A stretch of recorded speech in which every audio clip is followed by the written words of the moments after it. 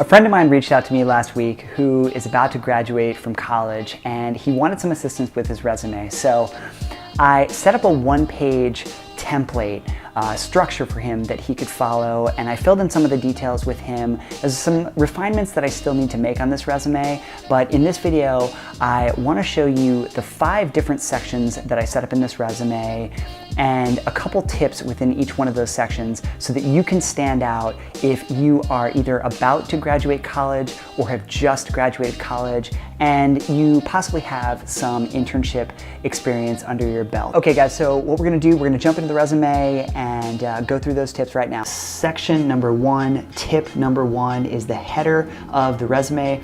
I have the name listed here in bold. I have the phone number, email, I have the LinkedIn profile link, and I have the city. Now, the email and the LinkedIn profile link should definitely be links. The next thing I want to note is that if you are applying for a job in the city that you live in, definitely put the city that you live in here. If you are applying for a job in a different city, I would recommend taking it off. A lot of times, if you're applying for a job out of state, they might see that you are from a different state and kind of pass over you because they know that they have to pay for relocation in some cases. Section number 2, we're moving on.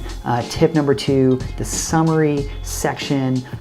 In this section, I have the desired job title that I am going after with this individual, and then I have the summary right here. Now, there's one other thing you can do in this resume is you could add some skills right underneath this part. If you have some skills that are hard skills, not something like saying like Microsoft Word, right? Everyone expects you to have some level of Microsoft Excel, Microsoft Word if you've graduated college, so refrain from doing something like that. But any kind of hard skills that are relevant to the job title, I think you could add them here. I have not added them. The summary, in many cases, you want to have the summary as an achievement-based summary. You want to say something like, achievement 1, achievement 2, achievement 3, and maybe some interesting things about the individual. Now, when speaking with this particular person, there's not a lot of achievements yet, right? Just a couple internships. And so I crafted it as saying key interests and areas of expertise include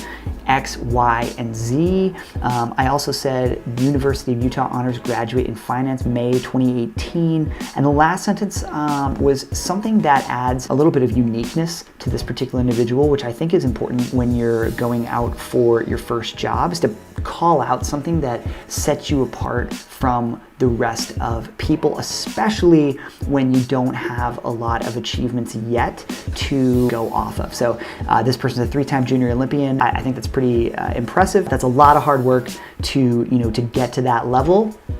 And it might be something that's translatable into into work ethic. Okay, moving on to section number 3, related work experience. Notice how I say related.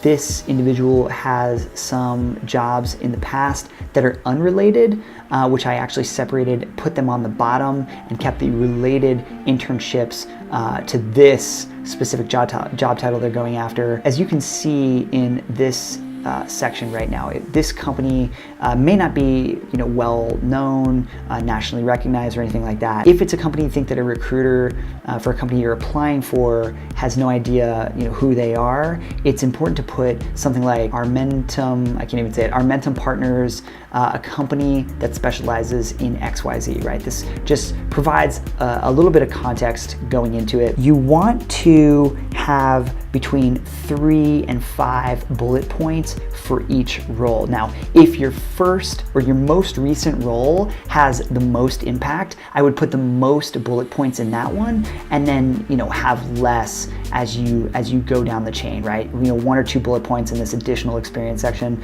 is probably all you need in some cases. Another thing that I typically like to do is put every bullet point through the format of the question, how many, how much, and what's the impact. A lot of these, as you can see, represented Ameritum partners at JP Morgan Healthcare Conference. How big of a deal is this, right?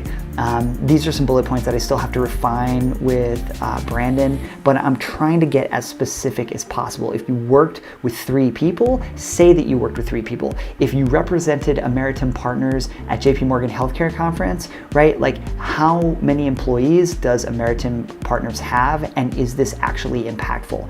Try to do that as much as you can. The more data that you can provide without, divulging, secret information from the company is very beneficial. It shows people that you have a data-driven mind in a lot of cases. Now, that's not necessarily relevant to every single job, but it is a good practice to be thinking about the concept of how many, how much, and what's the impact for the bullets. Okay, tip number 4, section number 4, the education and what I like to call the academic project section, maybe relevant project section, or you could just title this as education, just education. One thing that I did when I was looking for jobs a couple years ago was I created a personal website. I added some links to some personal projects that I had done, letting people see writing samples and things like that. Here's an example of what I wound up doing. So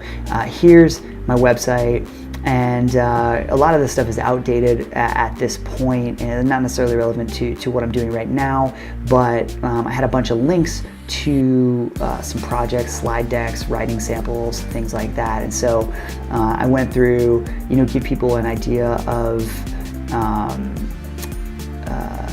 my formatting, my writing style, some business plans, marketing assessments. This is like a 50-page business plan that I had done for a company that I started a couple years ago.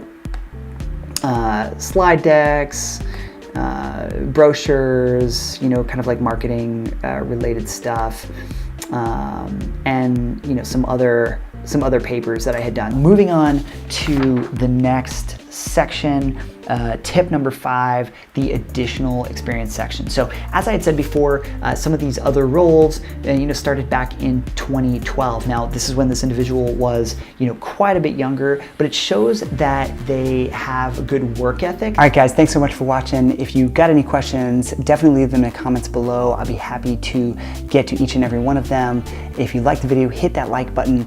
And if you are into the topics of career and personal development, that's what this channel is for. So definitely hit that subscribe button. I have new videos coming out every week. So have